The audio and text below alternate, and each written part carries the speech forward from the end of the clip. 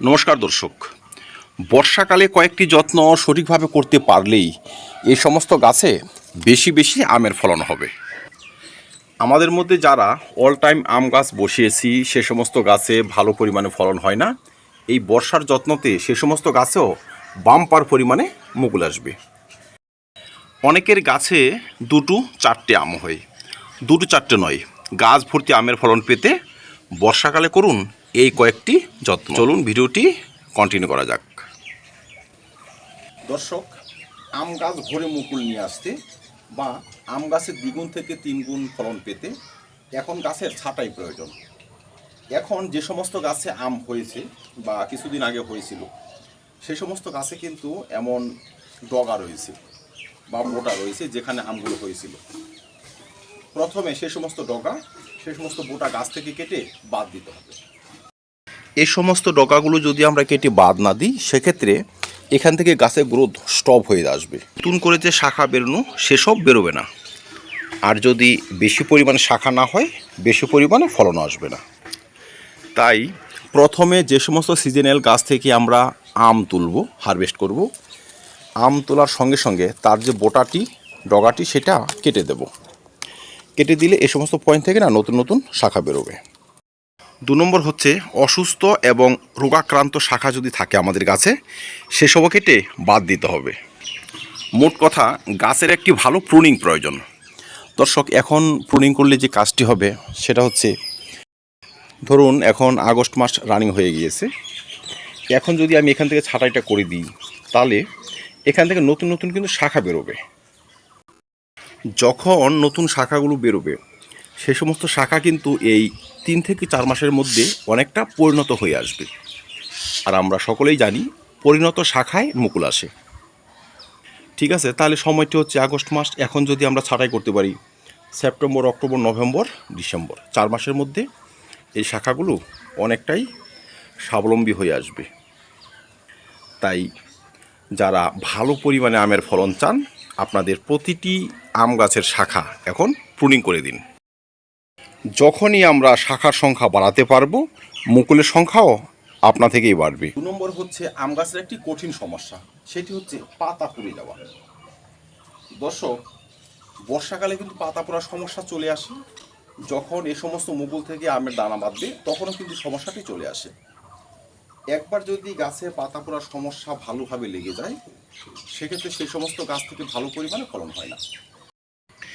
আম গাছের পাতা পোড়াকে যদি আমরা কন্ট্রোলে আনতে চাই আমাদের 3টি দিকে নজর দিতে হবে। প্রথমটি হচ্ছে গাছে পরিমাণ মতো ছত্রাকনাশক স্প্রে করতে হবে, কারণ অ্যানথ্রাকনোজ যে সমস্যাটি সেটা কিন্তু ছত্রাক গঠিত। এরা গাছে এমনভাবে আষ্টি বৃষ্টি থাকবে যে আম গাছের পাতা কিন্তু পুড়তে বাধ্য। তাহলে ভালো একটি ছত্রাকনাশক যদি আমরা নিয়মিত গাছে স্প্রে করতে পারি এই বর্ষাতে সেক্ষেত্রে পরবর্তীতে কিন্তু অ্যানথ্রাকনোজের আর সমস্যা আসবে না, তাহলে পাতা পুড়বে না। সেকেন্ড হচ্ছে আমাদের শিকড়ের চিকিৎসা সারতে হবে।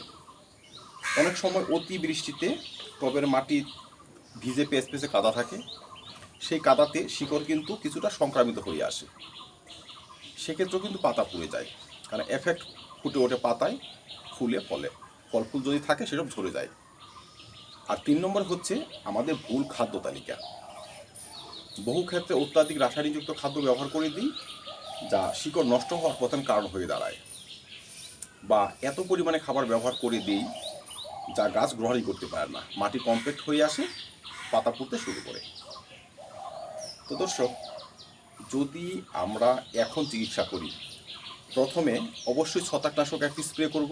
এখানে বিভিন্ন ধরনের ছত্রাকনাশক স্প্রে করতে পারি, যেমন এমিস্টার টপ 1 লিটার জলে যদি আপনারা 1 ml গুলে 10 দিনের ব্যবধানে 2 থেকে 3 বার গাছে স্প্রে করে দেন পাতা পড়ার সমস্যা ধীরে ধীরে কমতে শুরু করবে। সেকেন্ড হচ্ছে যদি ব্লাইটক্স থাকে কপারযুক্ত ছত্রাকনাশক সেটা স্প্রেও আপনারা করতে পারেন, সেটা করলেও কিন্তু পাতা পড়ার সমস্যা অনেকাংশে কমে আসবে।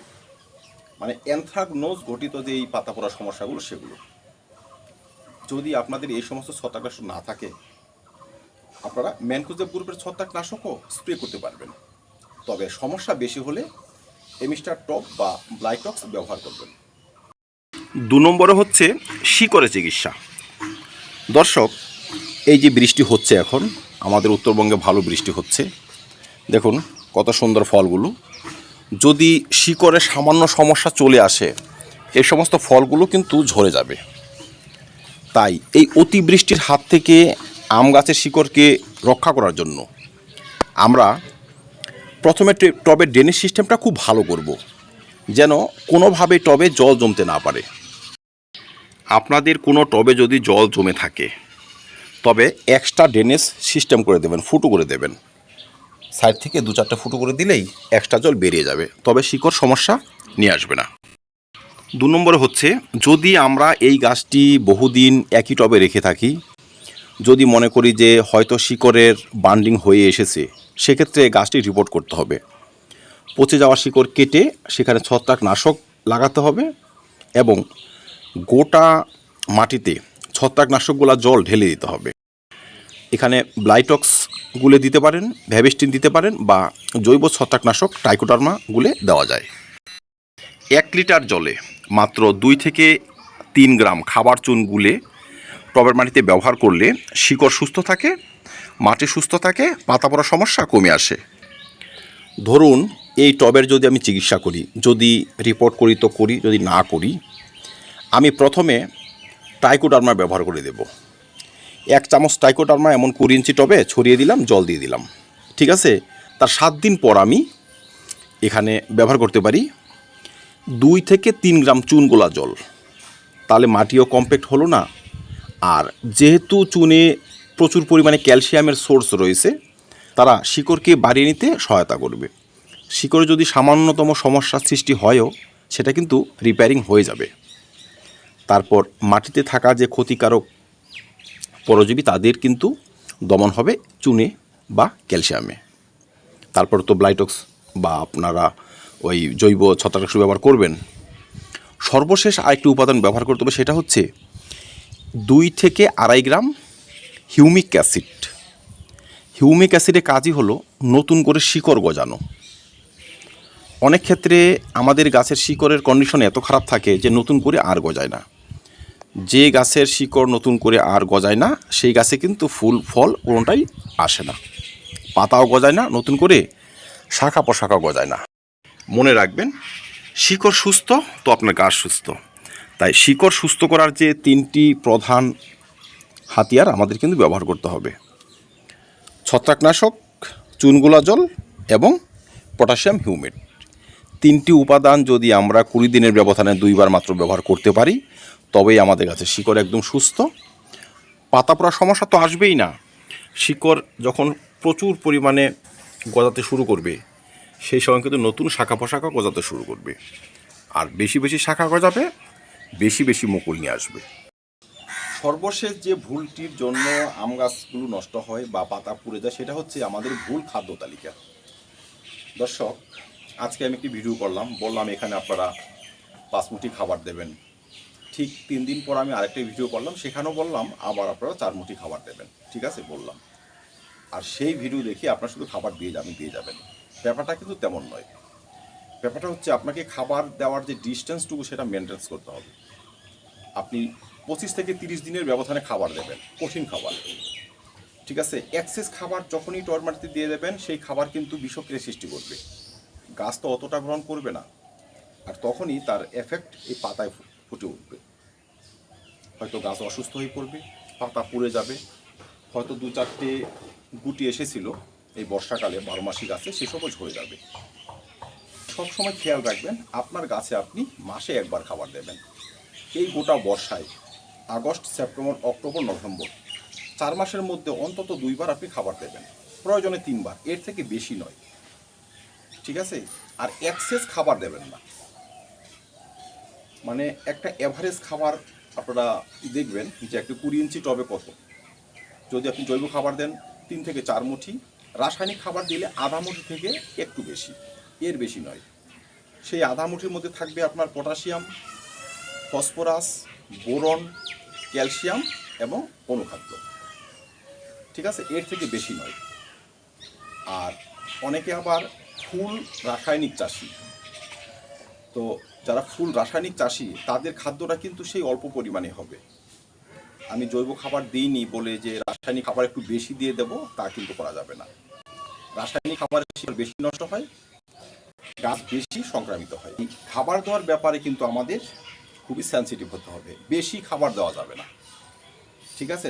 আর এই বর্ষাকালে শুরুতে যদি আমরা খাবার দিয়ে থাকি, এখন কিন্তু খাবার দিতেও হবে না, কারণ বর্ষার জলে এমনিতে একটা পুষ্টি থাকে, সেই পুষ্টিতে এবং আমাদের পূর্বে ব্যবহৃত খাবার মিলে কিন্তু এই সমস্ত গাছকে এখন বাড়িয়ে নিয়ে যাবে। তাই এখন না দিলেও হবে। যদি মনে করেন যে আপনার গাছের গ্রোথ তেমন হচ্ছে না, আপনি গাছটি রিপোর্ট করেছেন, শিকড়ের চিকিৎসা সেরেছেন, সেক্ষেত্রে আপনি 2 থেকে আড়াই মুঠি সেই ভার্মিকম্পোস্ট, গোবর সার, হাড় গরুর মিশ্রিত খাবার দিতে পারবেন। ওই 10 গ্রাম করে পটাশিয়াম এবং ফসফরাস দিতে পারবেন, এর থেকে বেশি নয়, ঠিক আছে। এইভাবে যদি যত্নগুলো সারতে পারি, গাছের একটু ছাঁটাই ফাটাই করতে পারি এবং শিকড় চিকিৎসা সেরে অল্প একটু খাবার দিতে পারি, এই সমস্ত আম গাছে যে নতুন করে শাখাগুলো গজাবে তারা কিন্তু এখন ডেভেলপ হবে এই 4 মাসের মধ্যে। আর সেই সমস্ত গাছেই দেখবেন পরবর্তীতে বেশি করে মুকুল নিয়ে আসছে।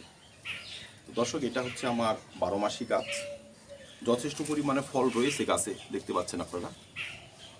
তো এই গাছে প্রতি বছরই ভালো পরিমাণে ফলন হয়, ছোট একটি গাছ, অনেক বড়ও না। এই যত্ন করে কিন্তু আমি প্রতি বছর 12 মাসি গাছে ভালো পরিমাণে ফলন পাই এবং আমার যে সিজনাল গাছগুলো রয়েছে সেই গাছও ভালো পরিমাণে ফলন হয়। তাই আমি শেয়ার করলাম, যারা এই সমস্ত সমস্যায় ভোগেন, পাতা পোড়া, ফল হয় না, শাখা গজাচ্ছে না, যখন ফুল আসবে তখন ফুল না এসে শাখা গজায়, তারা এই যত্নগুলো এখন থেকে করুন। শাখাটাকে এখন বাড়িয়ে দিন, যেন মুকুল আসার সময় শাখা গজাতে না পারে, তবেই কিন্তু আমের বাম্পার ফলন পেয়ে যাবেন। ধন্যবাদ। আম চাষ নিয়ে আরও ভিডিও রয়েছে, চ্যানেল সেসব দেখে নেবেন, চাষবাসটা একদম নিজে হয়ে যাবে। তো ভিডিওটি ভালো লাগে লাইক এবং শেয়ার করবেন, চ্যানেল সাবস্ক্রাইব করে পাশে থাকবেন। ভিডিও দেখার জন্য অসংখ্য ধন্যবাদ।